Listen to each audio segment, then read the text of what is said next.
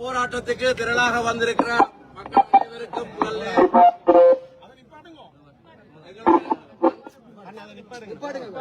எங்களுடைய நன்றிகளை தெரிவித்துக் கொள்கிறோம்.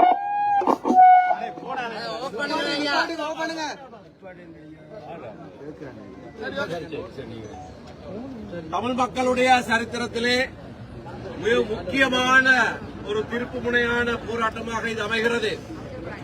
ஏனென்றால் பல தசாப்தங்களுக்கு முன்னராகவே தயாரிக்கப்பட்ட இந்த இனப்பரம்பலை மாற்றுகிற இந்த திட்டம் இப்பொழுது நடைமுறைக்கு கொண்டு வரப்படுகிறது. அமைச்சரவை அங்கீகாரம் கடந்த திங்கட்கிழமை கொடுக்கப்பட்டிருக்கிறது. பல தசாப்தங்களுக்கு முன்னர் நீண்ட காலமாக வடக்கிலேயும் கிழக்கிலேயும் இனப்பரம்பலை மாற்றுகிற திட்டம். வணக்கம். தமிழர்களின் குரல் உங்கள் வீடு தேடி வருகின்றது. வணக்கம் சொந்தங்களே. புதிய சட்டம் ஒன்றை இயக்கி இன்றைக்கு அரசாங்கம் தமிழர்களின் காணிகளை, தமிழர்களின் இடங்களை சூறையாடுவதற்கு மிகவும் துல்லியமாக திட்டம் தீட்டியிருக்கின்றது. திரும்பவும் சிங்களம் தன்னுடைய அராஜகத்தை காண்பிப்பதற்கான வழியை திறந்திருக்கின்றது. எப்படித்தான் நீங்கள் கூப்பிட்டு நடுவீட்டில் வைத்திருந்தாலும் அவர்கள் தங்களுடைய புத்தியை காட்டுவார்கள் என்று ஏதோ ஒரு பழமொழி இருக்கின்றது போல் இன்றைக்கு நீங்கள் எங்கவும் குடியேறலாம், யாரும் எங்கவும் குடியேறலாம் என்ற ஒரு சட்டத்தை கொண்டு வந்து இன்றைக்கு எங்கே குறைந்திருக்கின்றதோ அங்கே தமிழர்களின் காணிகளை, தமிழர்களின் இடங்களை பறிப்பதற்கு மிகவும் துல்லியமாக ஒரு திட்டத்தை அனுர அரசாங்கம் தீட்டியிருக்கின்றது. கவலைக்குரிய விடயம்தான். நம்ப மாட்டீர்கள், ஆனால் நம்பாமல் இருக்கவும் முடியவில்லை. ஏனென்று சொன்னால் இந்த திட்டத்தின் மூலமாக எத்தனை பேர் நீங்கள் அறிந்திருப்பீர்கள். மகாவலி அந்த நீரோட்டத்தின் ஊடாக வெளியோயாப்படி சிங்கள கிராமங்கள் தோன்றிய கதைகளை நீங்கள் அறிந்திருப்பீர்கள். இதேபோல் இன்றைக்கு அதிக நீர்ப்பாசனங்களை கொண்ட வன்னி மாவட்டத்தில் இருக்கின்ற நீரோடைகளை பயன்படுத்தி அதற்கு பக்கத்திலே சிங்கள குடியேற்றங்களை மிகவும் தீவிரமாக துரித கதியிலே நடைமுறைப்படுத்துவதற்கு இந்த அனுர அரசாங்கம் வேலை செய்து கொண்டிருக்கிறது என்று சொன்னால் எத்தனை பேர் நம்புவீர்கள்? நம்பித்தான் ஆக வேண்டும். இன்றைக்கு நடந்து கொண்டிருக்கின்றது. அதற்கு எதிராக மக்கள் சொற்ப அளவிலே போராட்டங்களை அங்கொன்றுமாக இங்கொன்றுமாக எடுத்து கொண்டிருக்கின்றார்கள். ஆனால் ஏன் இதை பற்றி அதிக மக்கள் கவலைப்படுகிறார்கள் இல்லை என்று சொன்னால், தமிழ் அரசியல்வாதிகளுக்குள் ஒற்றுமை இல்லை, தமிழர்களுக்குள் ஒற்றுமை இல்லை என்பதுதான் மிகவும் பெரிய கவலைக்குரிய விடயம்.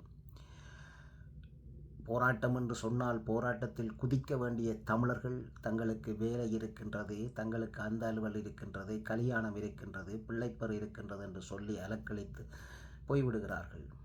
ஆனால் இது முக்கியமான ஒரு கட்டம். உங்கள் நிலங்கள் பறிக்கப்பட்டு அங்கே சிங்களவர்களை குடியேற்றி எப்படி பௌத்த பிக்கு, பௌத்த மத அராஜகத்தினூடாக, பௌத்த பிக்கு என்று நான் சொல்லவில்லை, பௌத்த மத கோட்பாடுகளுக்கு ஊடாக எப்படி ஆளுமை செய்யலாம் என்பதை திரும்பவுமாக வெளிக்கொண்டிருக்கின்றார்கள் இந்த அனுர அரசாங்கம்.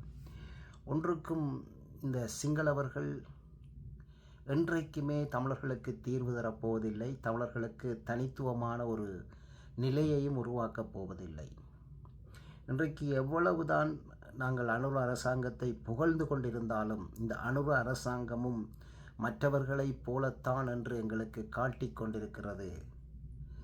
அதை செய்யவும் முற்படுகின்றது. அதுதான் மிகவும் கவலைக்குரிய விடயம்.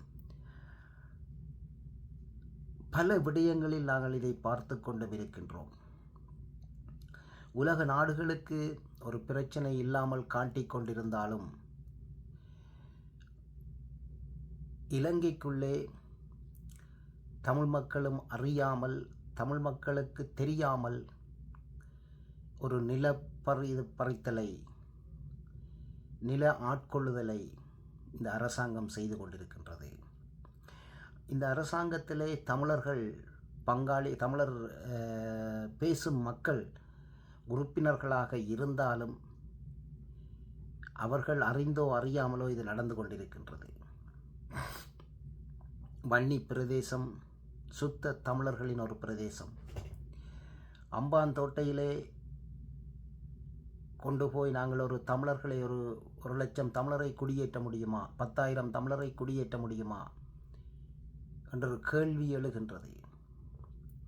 நீங்கள் கேட்கலாம், நீங்கள் கொழும்பில் போய் இருக்கின்றீர்கள் தானே? கொழும்பில் ஆதி காலத்தில் இருந்தே தமிழர்கள் இருந்திருக்கின்றார்கள்.